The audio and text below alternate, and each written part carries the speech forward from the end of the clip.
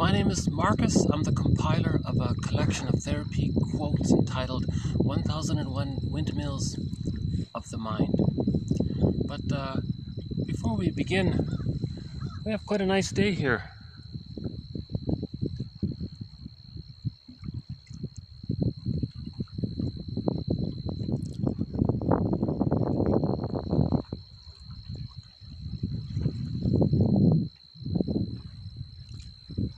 And if we're lucky, yeah, there's a sea lion up there, but it's hard to see him. And I think there's one there as well, or maybe two.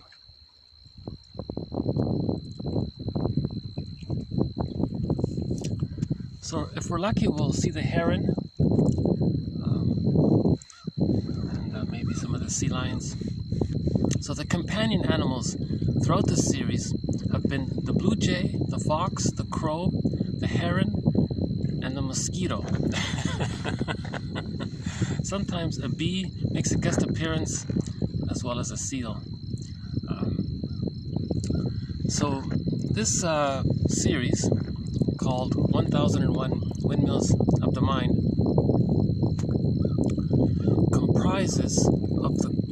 is comprised of the core collection from TQ1, therapy quote number 1, up to 1001, plus included in the collection are all of the bonus quotes post 1001. So we're now up to 1332.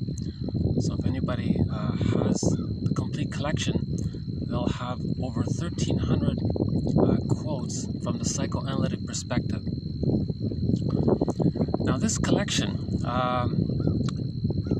there are roughly 25 to 30 threads, or let's say booklets, of ideas that run throughout the series. So if someone were to pluck out all of the quotes on projection, they'll have like a little booklet. The best quotes, I believe, that are out there on the topic of projection. You know, something's repressed, a feeling is repressed, a memory is repressed, knowledge of the use of a defense mechanism is repressed. You don't want to admit it. It's psychic pain, mental pain, emotional pain. So the way to keep it repressed is to attribute it to belonging to someone else or to something else, and then you keep it repressed. So that's called projection. So you end up saying that you see something in others, but really it's yours, and you're doing it because it's too painful to admit it. So the way to keep it repressed is to sort of trick your mind. It's a maneuver of the mind to not believe that you have this unconscious material when you just say it belongs to someone else. Right?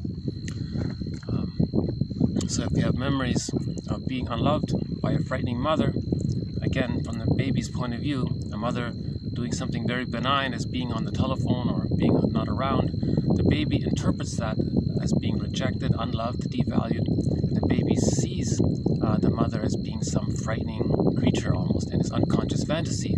He creates this memory of the unavailable mother as a frightening monster. And if that's still in the unconscious, a person can later on say they'll find some safe, non-threatening substitute other, and to keep the memories of the frightening mother denied, they'll say that this other person is so terrible. They're really saying that from the baby's point of view, the mother was so terrible because she wasn't available. So that's called projection.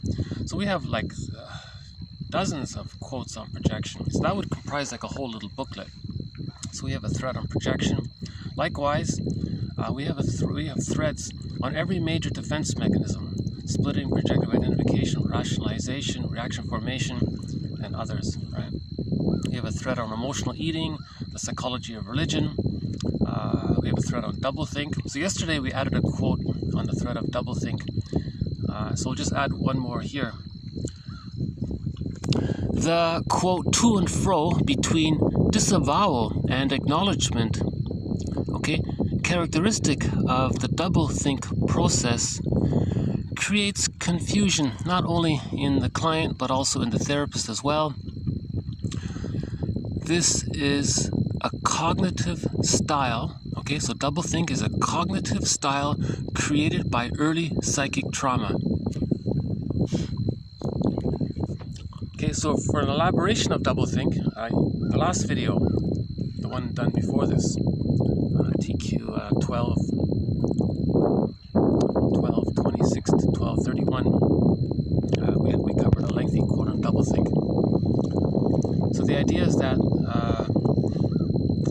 the child has something repressed, a painful memory, but the psyche, there's this drive for healing. There's this innate drive to heal, so he wants to acknowledge it, but it's too painful, so he disavows it or he denies it. Right? Now, this can lead to, the theory is, trauma can lead to a cognitive style or way of seeing and thinking and talking that's called doublethink. The person agrees, then he disagrees, he denies, he accepts, he twists, he changes, he flips, Okay, so this is the root of this doublethink. You lie and you believe that it's true. And then something that's true, you think it's a lie. Like this, all this, Orwell calls it controlled chaos or something like that. That's a coping strategy of the trauma. So the baby resorted to a desperate measure to deal with the trauma. So he created this cognitive style called doublethink. Right?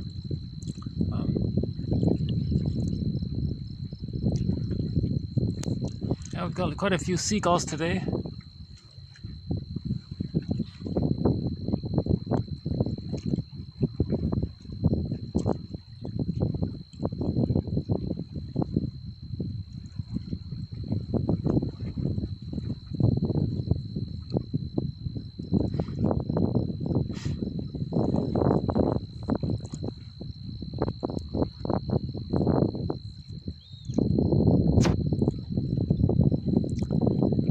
The herons come out late afternoon, early evening.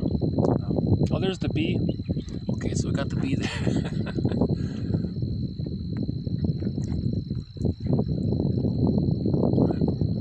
So if you know someone who does that, they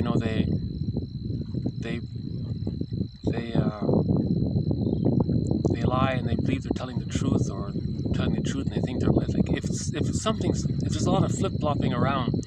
And in yesterday's quote, there was that joke by Edith Jacobson. So I'll refer you to yesterday's quote. So I just wanted to add here this summary statement about doublethink.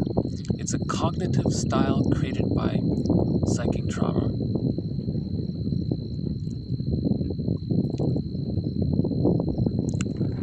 Okay, we'll have more quotes on the thread on doublethink. The next quote is a continuation of two of our threads. So we have a thread on transference, okay, and we have so that transference means you're reliving the past and the present, and you're distorting the reality of the present, seeing the present based on the past template, because if there's a trauma in the past, you want to master the past, so you see the present in terms of the past, see if you can get a better outcome, so that it's not so painful. You're trying to master the pain of the past, so we tend to transfer. That's the theory about repetition compulsion. When there's a trauma, we relive it, reenact it. And yesterday, we had the quote that someone summarized the therapy process. He said that if there's a traumatic script or a painful schema from childhood trauma, it's like there's a woven Gordian knot somehow. And his metaphor was, you want to go back to that Gordian knot, loosen the threads, and then create new, healthier patterns based on reality. So this next one here sort of adds to those ideas, or brings them together, let's say. So this one here is on transference and the metaphor of how healing is about unpicking the threads of an old pattern and using those threads to build a new pattern. Okay, so it starts off here with the therapist speaking to a client. So the therapist says to his client, quote, so your ego broke with mother. Okay, so you consciously thought you separated from your mother. So you grew up and you became your own person, right? That's what you thought cognitively.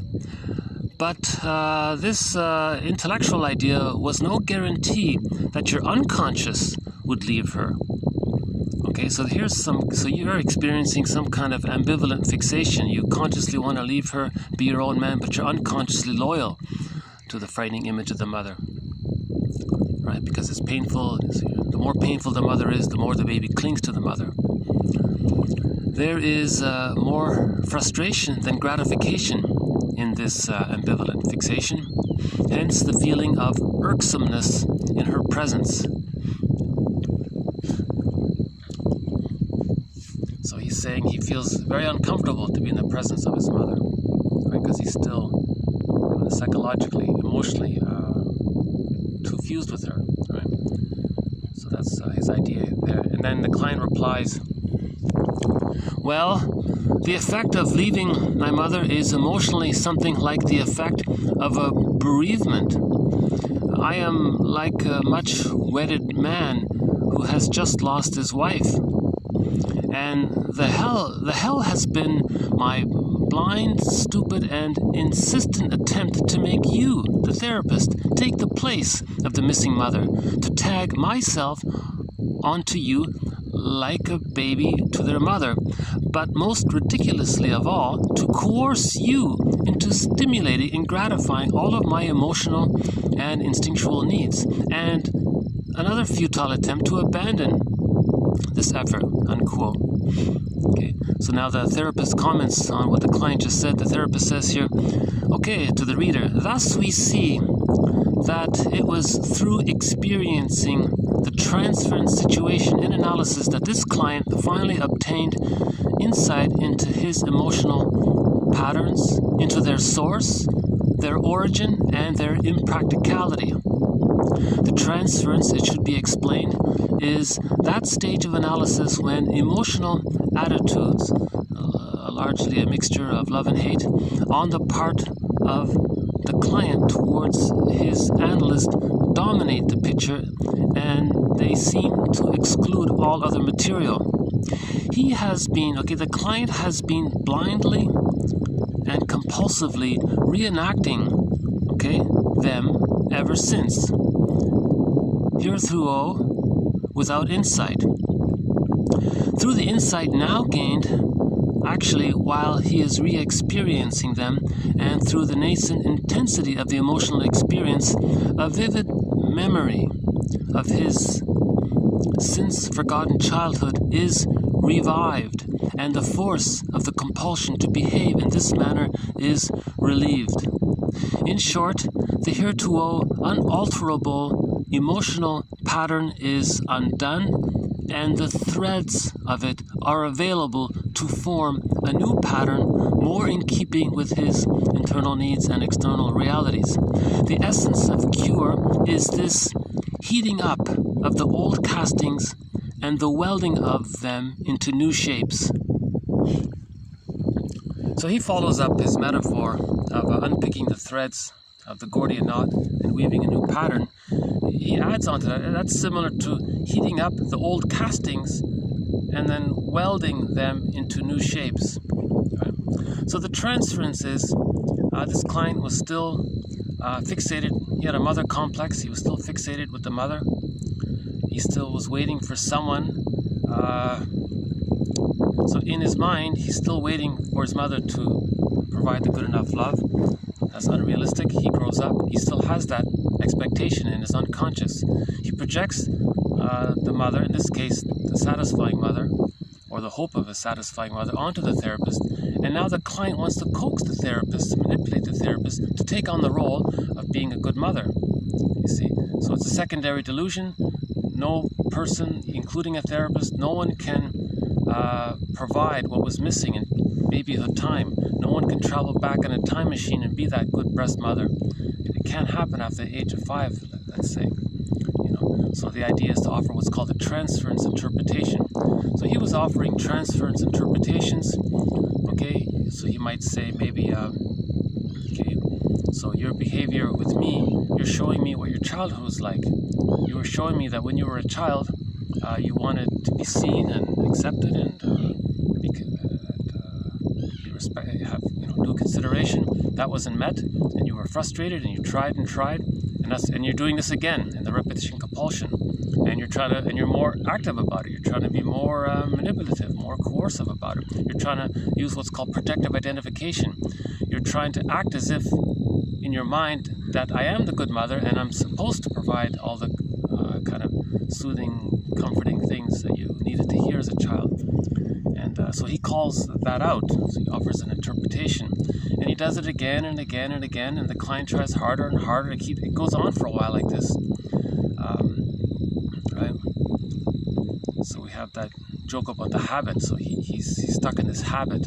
So there's that child's joke. Remember why it's hard to get rid of a habit or to undo a habit? Most people know it. If you take away the letter H from habit, you still have a bit. Take away the A, you still have bit. Take away the B, you still have it. So the habit is still there. So the repetition compulsion is like this entrenched habit. He's trying to master, he's trying to get a better outcome with his mother through the substitute, right?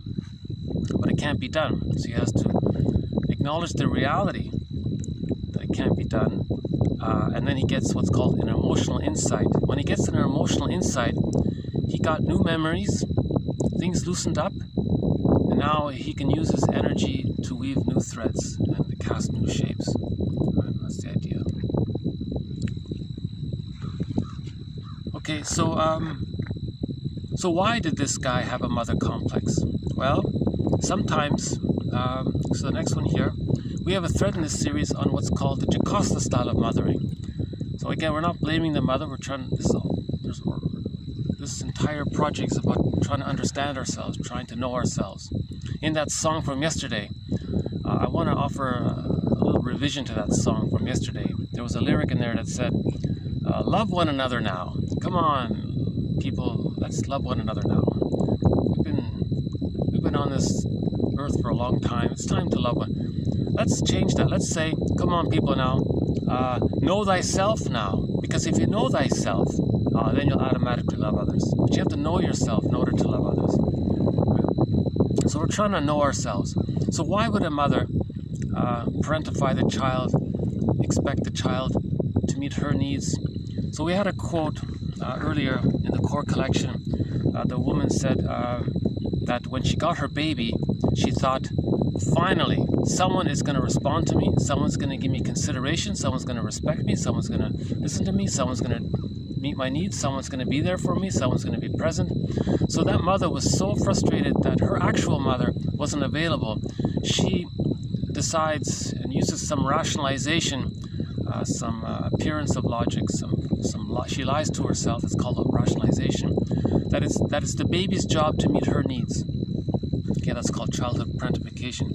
So if that happens, that's an immense pressure on the baby. No baby can be the mother for the actual mother. Okay, so now the child feels rejected. The more the child feels rejected, the more he clings to the mother. So Fairbairn says that the more rejecting the mother is, the more the baby needs the mother, the more he clings to the mother. So that could lead to that fusion there, and he's stuck there. That's the mother complex. Complex just means a cluster of emotions and ideas around a certain theme. So the mother being unavailable, the mother using the child, parentifying the child, using the child as a self-object, all of these ideas, we put them together, we can just say it's the mother complex, right? So this next quote here adds to our thread on the Jocasta style of mothering. Okay, so the Jocasta style of mothering means the mother uses the baby to meet her needs. Okay, and we're basing this on the self-help quote, mothers are there to meet the needs of the baby, not the other way around. So, and if it is the other way around, we're calling that the Jocasta style of mothering. So we're adding one more to our thread on the Jocasta style of mothering. A huge topic. See, if somebody has this collection, they can pluck out all of the quotes on this theme of the Jocasta style of mothering, and they'll have a good idea about it. Because, as mentioned as well in yesterday's video, it is this verdict of reality that makes the work of mourning so painful. So we have to face the reality in order to mourn.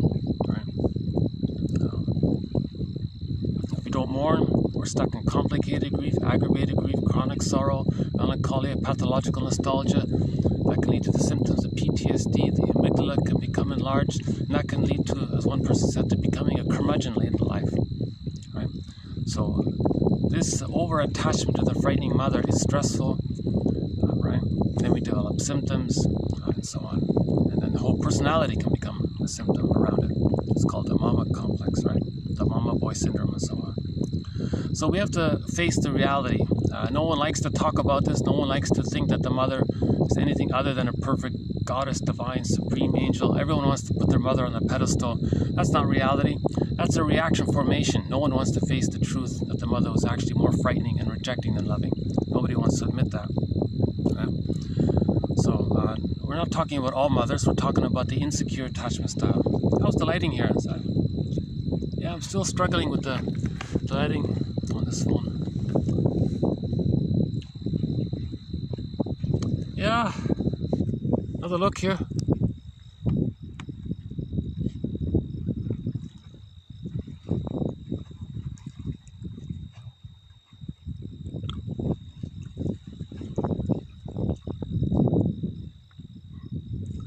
Okay. Yeah, this doesn't look like we're gonna have the Canada geese. Yeah, I was hoping in these past videos we might see the Canada geese, but maybe next time. Okay, so here's one more on the Jocasta style of mothering. Why a man has in other words, why a man develops a mother complex, right? And if a man has a mother complex, he can become like a Don Juan character or a Peer Gynt, right? The Playboy types, and so on. Okay. TQ 1334. When the son, okay, tries to identify with his father in any way, okay, so now these mothers who adopt the Jocasta style of mothering, okay, they are threatened, okay, not reassured. They panic because the child, okay, must be part of the mother's own self-image, right? Under her control and possession. Okay? Such women find the closeness to their sons more important and rewarding than any relation to their father, who is often unconsciously selected as an inferior passive instrument for the woman's own need for self-fulfillment. Okay, so we had a previous quote that said that the mother was unhappy in the marriage, so she spent all of her time with the son. The father was disappointed, and he said, fine, take him, give me my freedom. And that led to the mama boy syndrome, right? That's discussed in a book called When He's Married to Mom by Adams, right? Self-help book. This one adds another thing that we haven't seen before. She's saying here that some mothers unconsciously pick a man that she can control, okay? She just wants to have the child, and she wants to use the child as an instrument for her liberation. If you don't believe this, read the book by Lucy Holmes, right? Read her two books called The Internal Triangle and the other one, Wrestling with Destiny. So she's got two books on this very topic. Okay, so so this quote is saying that let's say, usually in a happy family, the mother's happy to see that the child is bonding to the father, and that the child is now growing up and learning more about the world. The mothers are happy for that. But sometimes mothers panic. Oh no, you don't. The father's so bad. Just stay here with me. I'll take care of you. But the reason she's taking care of him is because she wants to use him as a self-object. She wants the child to meet her needs, comfort her, soothe her, respond to her, do what she says. She can be demanding, he'll respond, and so on, right? Okay, so we just mentioned, so a continuation of this is 35. Okay, this kind of mother, okay, for example, Don Juan's mother. Don Juan's mother protected her son in order to use him as an instrument for her liberation. Yet, on the other hand, she feels animosity towards him because he is an inadequate replacement for the father. Hence, while superficially Don Juan struggles with the father, more profoundly he has foundered on the mother complex, a desire. Okay, now Don Juan has the desire for the unattainable mother, rooted in the biological wish for exclusive possession of her. So the child never had exclusive possession of the mother. When the baby comes out of the womb, he's meant to get his symbiotic needs met. He's meant to think that the mother is an extension of him, not the other way around. So he never got that. So in the Don Juan syndrome, he's looking for that. And no one can do it, so he's insatiable. He's caught in the repetition compulsion around that. Okay.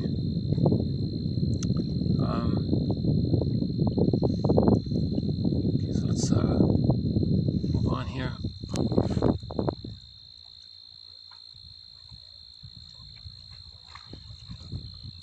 Okay. It is curious that Otto Rank's work is the only worthwhile extended psychological interpretation of the Don Juan legend, one that symbolizes a common acting out defense mechanism around the mother complex. Most interpretations of Don Juan take one of two general lines of analysis. Either he is driven by a search for symbiosis, i.e. fusion with an impossibly perfect mother substitute woman, or a fusion with a goddess image from his unconscious fantasy, or else he is the apotheosis of the bored narcissist who is incapable of forming ties to others and indifferent to the consequences of his actions. Right. We'll have more quotes from Otto Rank on the Don Juan syndrome. Otto Rank wrote a good book called The Don Juan Legend. He offers a psychological interpretation of the Don Juan story. So we'll have more on that. Right. So the baby needed the fusion with the mother. He never got that. Now he's chasing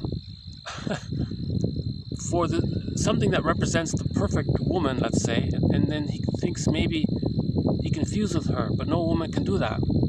So that's why he's always sort of chasing, and he's never satisfied, right? So the playboy guy, he's never satisfied. He's just gonna, after 1 hour, he's bored and he wants, or whatever, one date, he doesn't return the phone call because he's looking for that goddess. He can't be done. No ordinary woman is a goddess, right?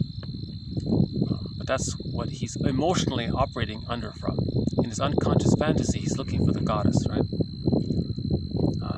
We have a quote as well. One author says he's looking for a woman that's the personification of all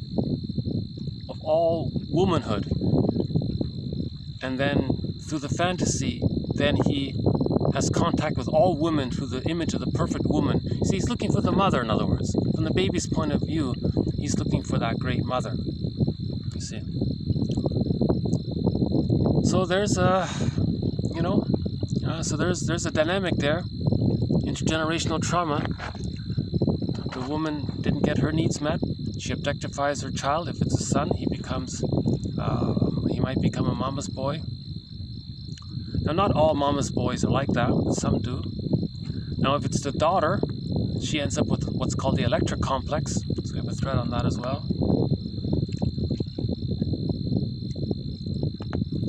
Okay, let's move on to the...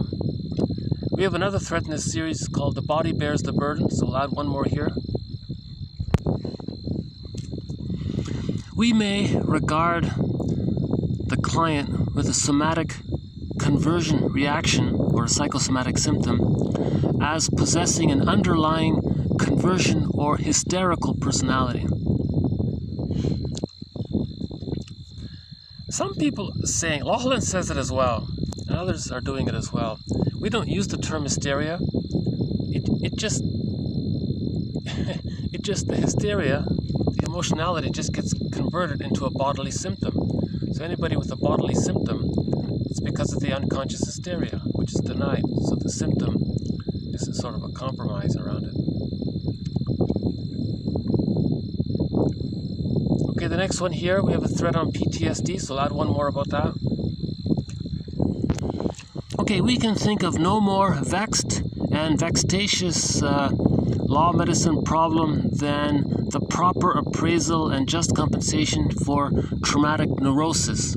Okay, traumatic neurosis, or the neurosis following a trauma. Okay, that's the old term for PTSD, right? So they used to say traumatic neurosis. Traumatic neurosis is the flowering stalk of a previously planted seed, the recurrent breaking open of an old scar. Again, PTSD is the flowering stalk of a previously planted seed, okay, the event, the trauma, the recurrent breaking open of an old scar. You know? So the psyche is trying to master the trauma, so it's repeating it, reliving it, repeating it. So that's the Sisyphus story. So the Sisyphus story is all about that. Sisyphus means PTSD, put it that way. Okay, next one here, also from Lachlan. Okay, egocentricity often develops in an attempt to procure or to force love. It says in effect, quote, "Because I feel unloved by you, I will make you take notice of me and pay attention," unquote. We should be reminded of the well-known fact that attention is sometimes very much sought as a substitute when love cannot be secured. Unpleasant attention or even punishment is sometimes far more preferable to the child than being ignored. So you can see that. You might know people, right? They're provocative. All they want is a reaction. Oh, you paid attention to me, good. Okay, so that stems from the baby wanting some response from the mother. You see. Okay, the next one here. So so here's something proactive we can do. So somebody might be thinking at this point, well, what are we going to do about all this? A compiler of these quotes? Come on, compiler, what are we going to do? Do you have a quote that tells us what we can do? Okay, well, TQ 1341 offers one idea around it. It's not perfect, but it's something. It is highly important for the therapist to avoid judgmental and critical attitudes toward his client. Now, this can be facilitated by constantly focusing one's attention upon certain important hypothetical questions. Quote, "What purpose does this trait or symptom serve?" Okay, so a person has a symptom or personality trait or a character disorder or disorder of the self or something dysfunctional. Okay, you ask yourself, what does it serve? What purpose does this trait or symptom serve? Or what is the client's internal need to develop and desperately cling to this particular personality trait, which may be a considerable handicap as assessed by an objective observer?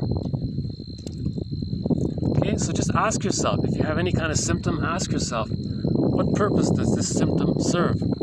Someone has a sore back, what purpose does this symptom serve? You know?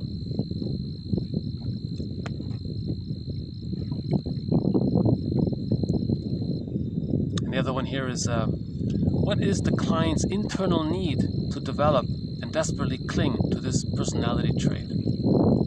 What is internal need? Okay, so it's usually about a defense against anxiety. Right? So we're gonna have a quote come. We have another thread on this series on anxiety, and I think in a future video we'll add another quote here, but just a preview of this quote on anxiety. Okay, so all defense mechanisms are used to deal with anxiety. So anxiety, again, you're afraid, but you don't know of what. It's something in the unconscious.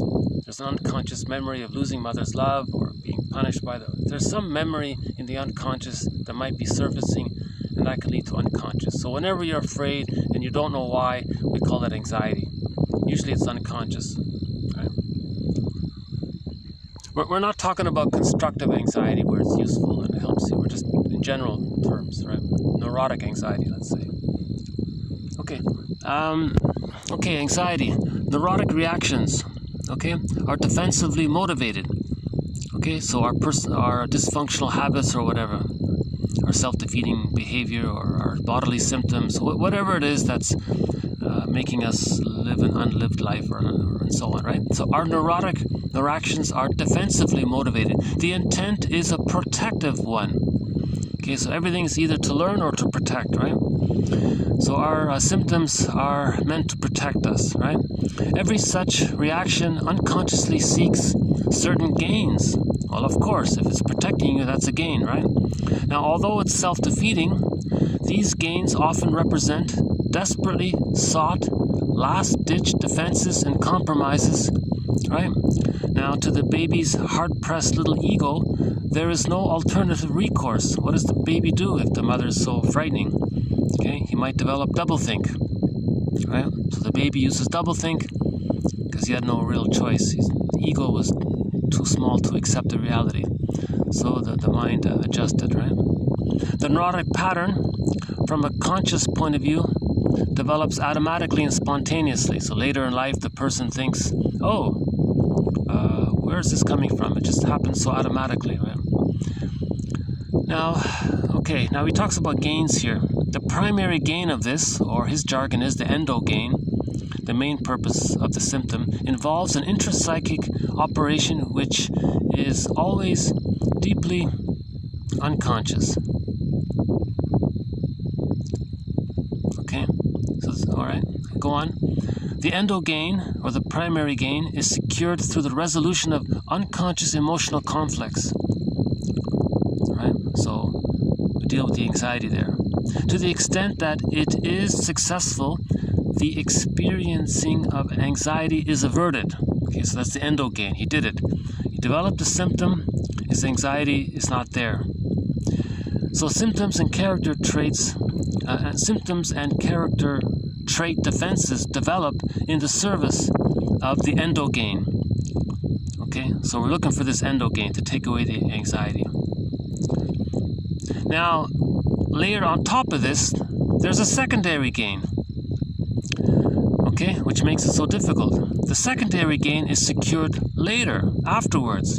Through this channel, one gains external and material advantage from the endo gain. So the endo gain leads to a secondary gain, right? After it's established. So after the endo gain is established. Now this secondary gain can play an important role in the propagation and perpetuation of the unconscious emotional conflict. Okay?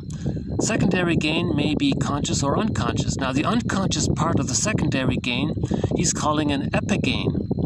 So his jargon here is that the secondary gain, the unconscious portion of it is the epigain. And maybe the conscious portion of the secondary gain, we just say secondary gain. But the unconscious portion of the secondary gain he's calling the epigain.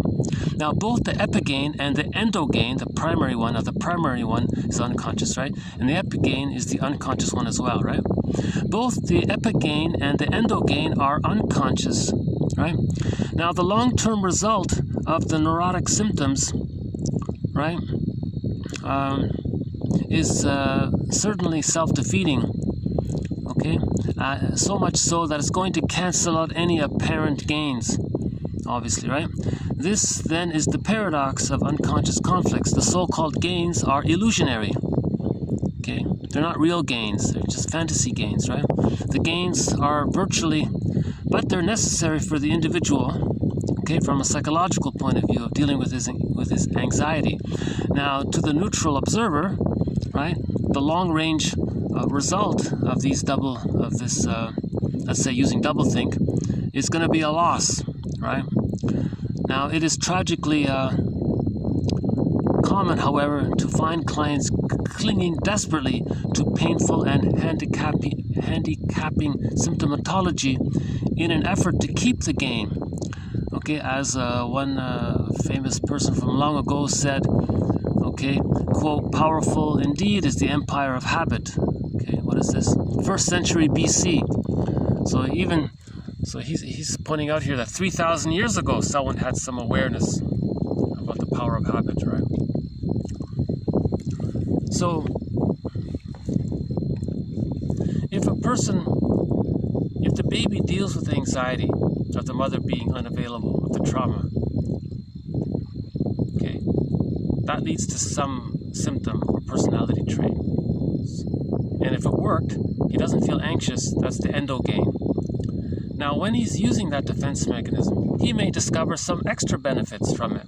Maybe he gets sympathy from others, he gets attention from others, maybe it lets him have a good job. If he's using doublethink, maybe he works in the advertising industry to trick people or something, right?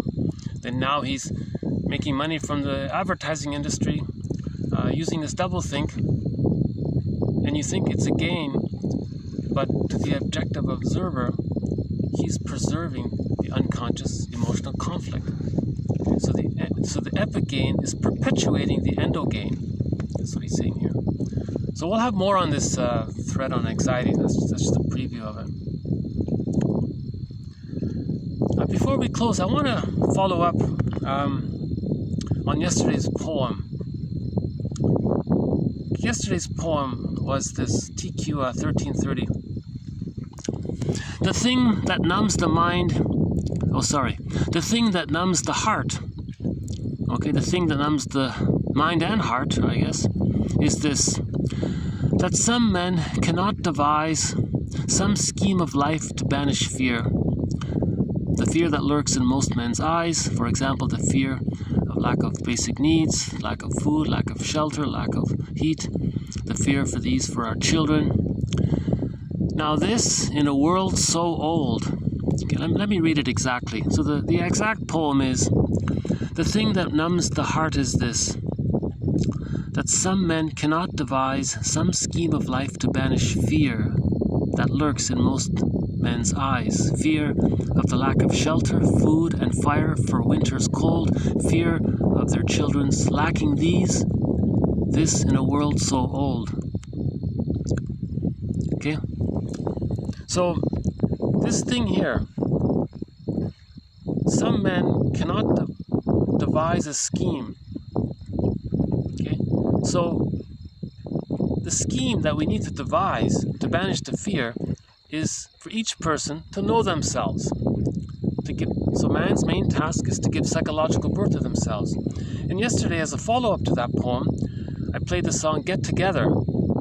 I had mixed feelings about the lyrics because he was saying, oh, come on people now, get together, love one another now.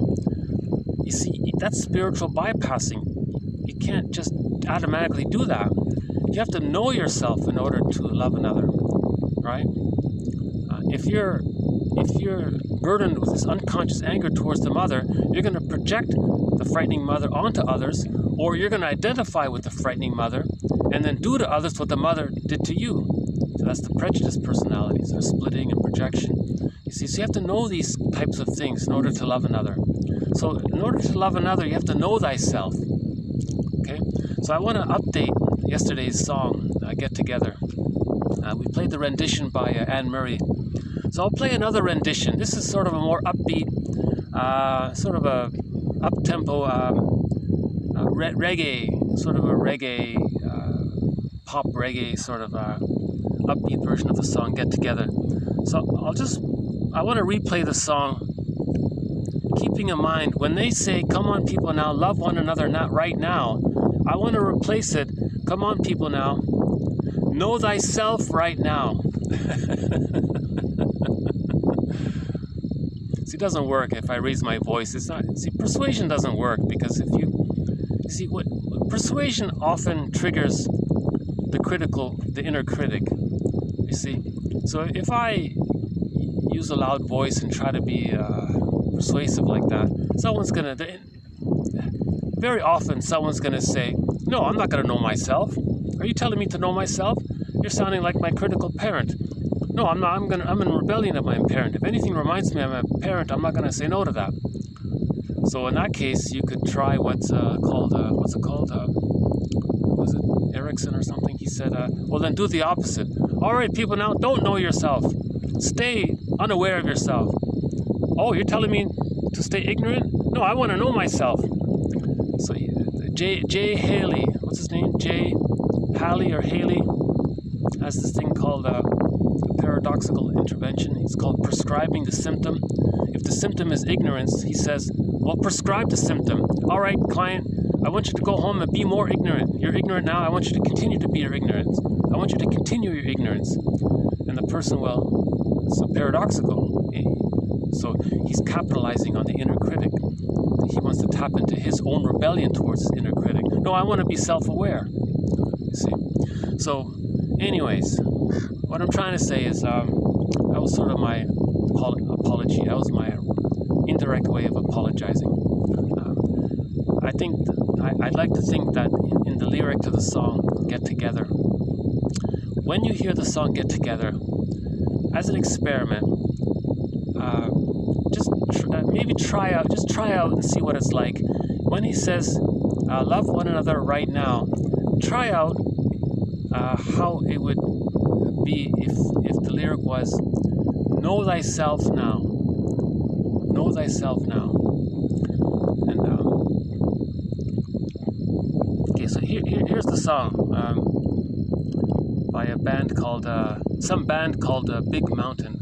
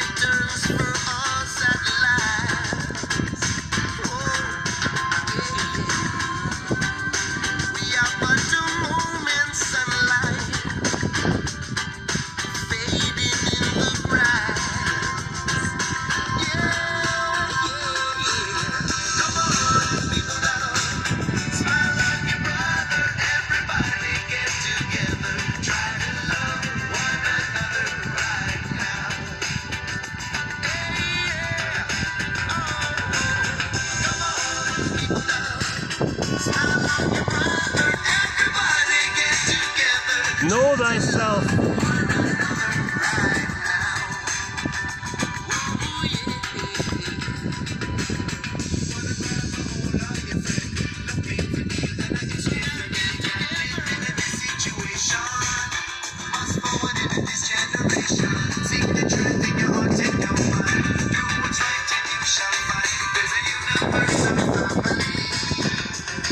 Universal family.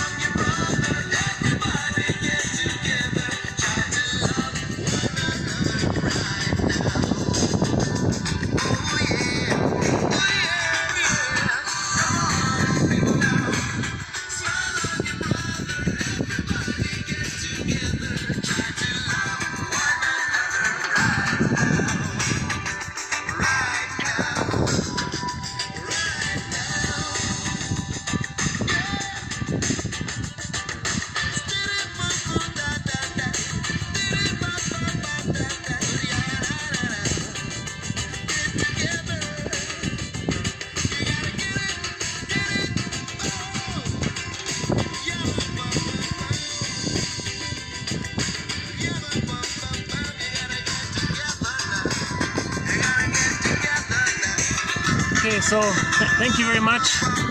This has been TQ 1332 to 1341. We added a little bit to our thread on doublethink, that it's a symptom of psychic trauma. Yesterday talked about auto-hypnosis. Okay, we added a little bit more on the thread of how healing, the essence of healing, is to unpick the Gordian knot and use those threads to weave a new pattern. Or the new metaphor is you want to heat up the old castings and weld them into new shapes. Right? A little bit more about the Jocasta style of mothering, always a difficult topic, and the byproduct of that is the Don Juan syndrome, the Peer Gynt syndrome, the mama's boy, the playboy. Okay, these guys are narcissistic, and you see, they objectify others and use others to communicate that the mother used them. So they're doing to others what the mother did to them to communicate what their mother did to them. You see, in the comic series Psychoanalysis, there's a character there. So in 1955, there's a comic book series called Psychoanalysis, which discussed three clients: Freddie, Ellen, and Mark. And that third one, he was a womanizer, and the shrink in that comic, it was a serious comic, that discussed how the mother objectified him. He grew up and then objectified others. And he, like Sisyphus, he kept on doing it endlessly. Okay, so we'll have more about that. A little bit on anxiety. I followed up on the poem here. Let's see. And we also followed up on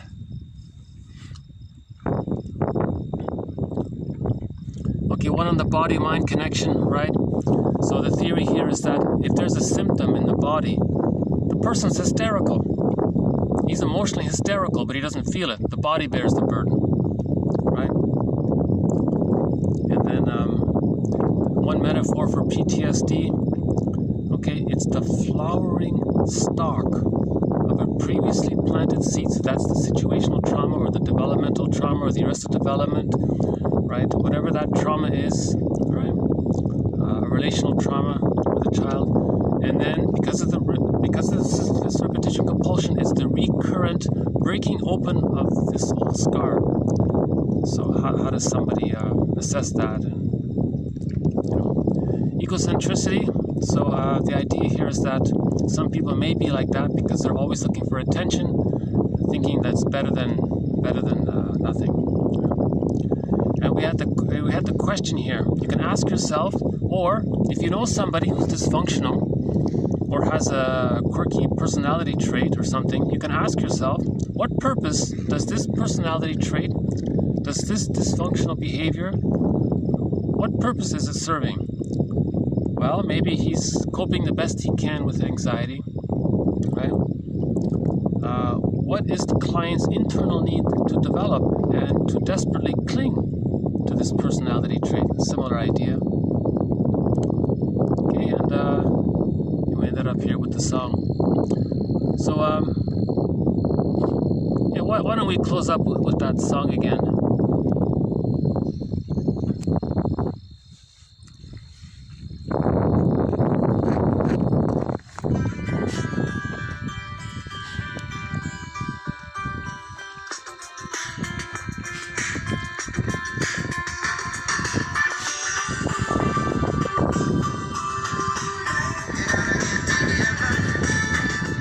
So the song says, come on people now, know thyself now.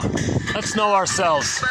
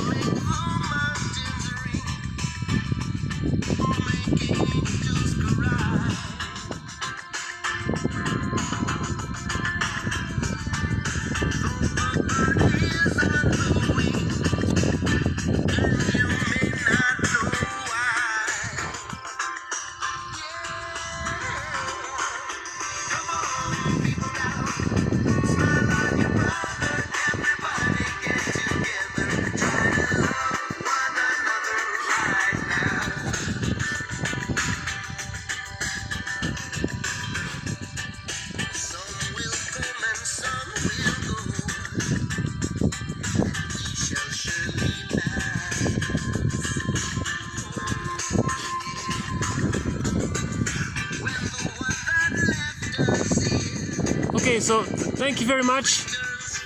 More to follow. We'll add more quotes to all of our threads. The booklets will have more content. I believe this to be a wonderful collection.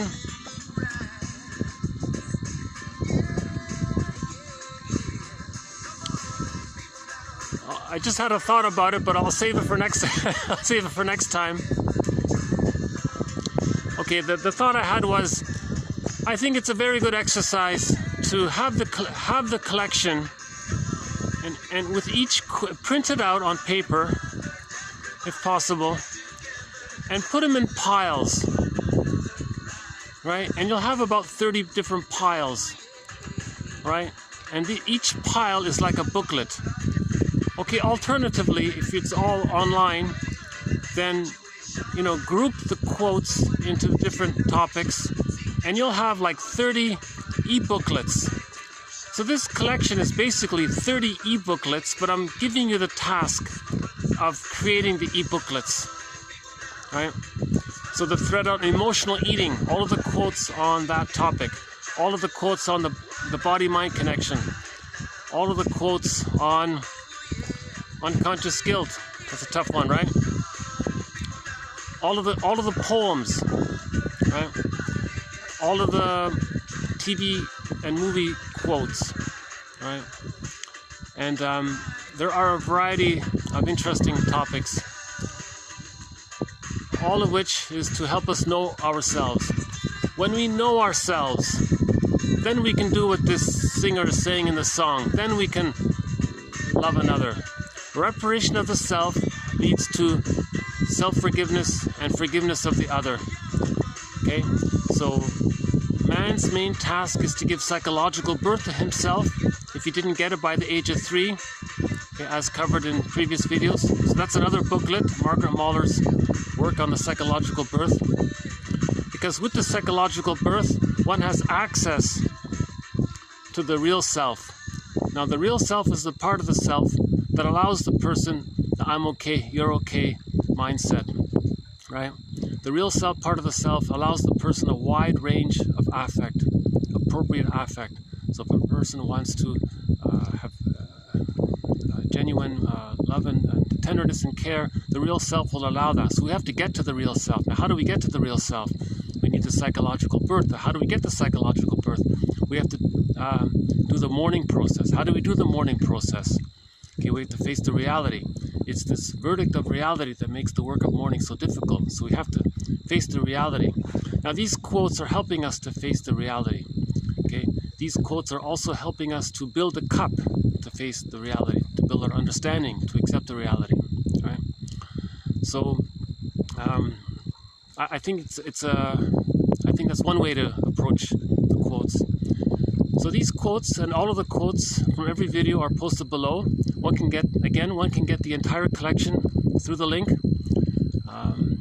And I'll see you next time. Okay.